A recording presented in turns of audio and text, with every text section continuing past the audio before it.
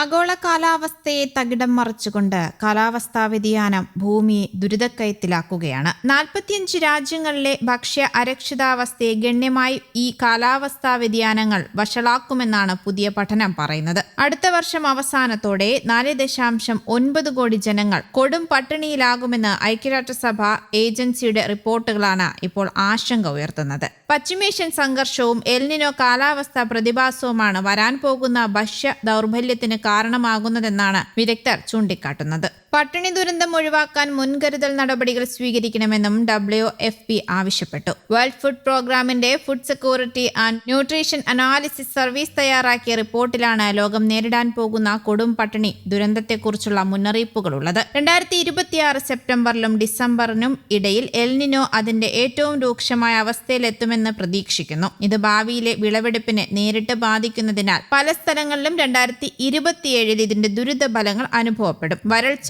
വെള്ളപ്പൊക്കം, ഉയർന്ന താപനില എന്നിവ ഇതിനകം തന്നെ പല സമൂഹങ്ങളെയും അപകടത്തിലാക്കി കഴിഞ്ഞെന്നും റിപ്പോർട്ടിൽ വ്യക്തമാക്കുന്നു. 2015-16 എൽനിനോ 60 ലക്ഷം മുതൽ 1 കോടി പേരുടെ ഭക്ഷ്യസുരക്ഷയാണ് നേരിട്ട് ബാധിച്ചത്. 2026-27 എൽനിനോ 2027 അവസാനത്തോടെ കുറഞ്ഞത് 4.9 കോടി ജനത്തെയെങ്കിലും കടുത്ത ഭക്ഷ്യക്ഷാമത്തിലേക്ക് തള്ളിവിടുമെന്ന് WFPയുടെ ആദ്യകാല പഠനങ്ങൾ ചൂണ്ടിക്കാട്ടുന്നു. 45 രാജ്യങ്ങളിലായി കടുത്ത ഭക്ഷ്യ അരക്ഷിതാവസ്ഥ നേരിടുന്നവരുടെ എണ്ണം 22.5 കോടി മുതൽ 27.4 കോടിയായി ഉയരുമെന്നും വേൾഡ് ഫുഡ് പ്രോഗ്രാമിന്റെ റിപ്പോർട്ടിൽ പറയുന്നുണ്ട്. പസഫിക് സമുദ്രത്തിലെ ഉപരിതല താപനിലയിൽ ഉണ്ടാകുന്ന വർധനവ് മൂലമുണ്ടാകുന്ന എൽനിനോ പ്രതിഭാസം ആഗോള കാലാവസ്ഥാ രീതികളിൽ വലിയ മാറ്റം വരുത്തുമെന്ന് നേരത്തെ റിപ്പോർട്ടുകൾ ഉണ്ടായിരുന്നു. എൽനിനോ പ്രതിഭാസത്തിന്റെ ഭാഗമായുള്ള കാലവർഷം വൈകൽ, വരൾച്ച, ക്രമരഹിതമായ മഴ, പ്രാദേശികമായ വെള്ളപ്പൊക്കം എന്നിവ കാർഷിക ഉൽപാദനത്തെ ദോഷകരമായി തന്നെ ബാധിക്കും. അതോടൊപ്പം പശ്ചിമേഷ്യൻ സംഘർഷങ്ങളും കാലാവസ്ഥാ വ്യതിയാനം മൂലമുണ്ടാകുന്ന വിളനാശവും ഭക്ഷ്യവസ്തുക്കളുടെ വില വർധനയും ദുർബല വിഭാഗങ്ങളുടെ ഭക്ഷ്യലഭ്യതയെ പ്രതികൂലമായി ബാധിക്കുമെന്നും റിപ്പോർട്ടിൽ പറയുന്നുണ്ട്.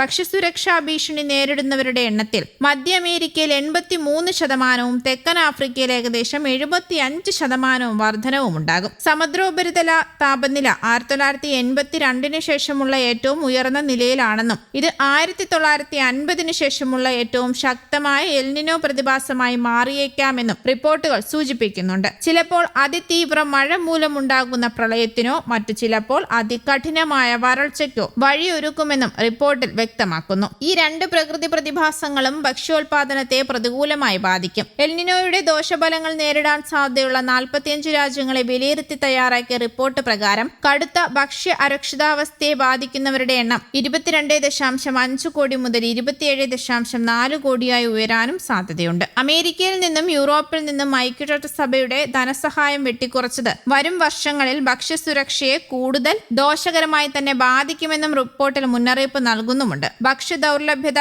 ഏറ്റവും കൂടുതൽ ബാധിക്കാൻ പോകുന്നത് ആഫ്രിക്കൻ രാജ്യങ്ങളെയും ലാറ്റിൻ അമേരിക്കൻ രാജ്യങ്ങളെയുമാകുമെന്നും റിപ്പോർട്ടിൽ ചൂണ്ടിക്കാട്ടുന്നു. തീവ്രമായ എൽനിനോ പ്രതിഭാസം ഇന്ത്യയിലെ മൺസൂണിൽ മഴയുടെ അളവ് ഗണ്യമായി കുറയാൻ കാരണമായേക്കുമെന്നും അഭിപ്രായങ്ങളുണ്ട്. ഇത് ഇന്ത്യയുടെ കാർഷിക മേഖലയെ പ്രതികൂലമായി ബാധിക്കും. ഈ വർഷം സാധാരണ ലഭിക്കേണ്ട മഴയുടെ 92% മാത്രമേ ലഭിക്കൂ എന്ന് ഇന്ത്യൻ കാലാവസ്ഥാ വകുപ്പ് കണക്കാക്കുന്നുണ്ട്. ഇത് സാധാരണയിൽ താഴെയുള്ള മഴക്കാലത്തെയാണ് സൂചിപ്പിക്കുന്നത്. മധ്യ ഇന്ത്യ, തെക്കൻ ഉപദ്വീപ്, വടക്കു പടിഞ്ഞാറൻ ഇന്ത്യയുടെ ചില ഭാഗങ്ങൾ എന്നിവിടങ്ങളിൽ കടുത്ത ഈർപ്പക്കമ്മി നേരിടാൻ സാധ്യതയുണ്ട്. ഒരു വശത്ത് മഴക്കുറവ് ഭീഷണി ഉയർത്തുമ്പോൾ മറുവശത്ത് വടക്കു കിഴക്കൻ സംസ്ഥാനമായ അസം സമീപകാലത്തെ ഏറ്റവും ഭീകരമായ വെള്ളപ്പൊക്കത്തെയാണ് ഇപ്പോൾ നേരിട്ടുകൊണ്ടുമിരിക്കുന്നത്.